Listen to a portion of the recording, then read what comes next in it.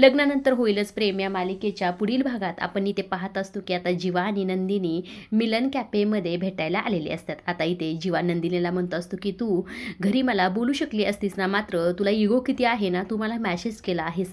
तेव्हा नंदिनी म्हणते अजिबात नाही, मॅसेज वगैरे तुम्हाला अजिबात केलेलं नाही. असे हे दोघं एकमेकावर इथे आरोप घालत असतात. आता इथे जीवाच्या लक्षात आलेलं असतं की सकाळी काव्याने दादाला माझा मोबाईल आणण्यासाठी वरती पाठवलेलं असतं, त्यामुळे दादानीच तुझ्या मोबाईलवर मॅसेज केलेला असावा असा इथे अंदाज जीवाला आलेला असतो. आता पुढे काय होतं हे पाहण्यासारखंच आहे. दुसऱ्या बाजूला खरं तर पार्थने काव्यासाठी काव्याचं केज बनवलेलं असतं. आता तो मुद्दामच म्हणत असतो की हे बघा ना, हे काहीतरी विशेष आहे.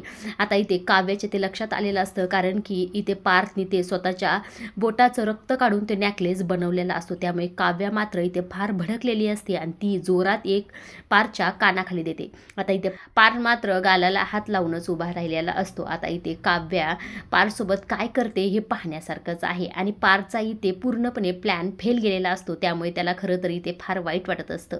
आता इकडे जीवानंदिनी देखील काय करतात हे देखील पाहण्यासारखंच आहे. अशा डेली मालिकेच्या अपडेट जर तुम्हाला जाणून घ्यायला आवडत असतील तर आपल्या चॅनलला जरूर सबस्क्राईब करा आणि तोपर्यंत बघत राहा लग्नानंतर होईलच प्रेम. धन्यवाद.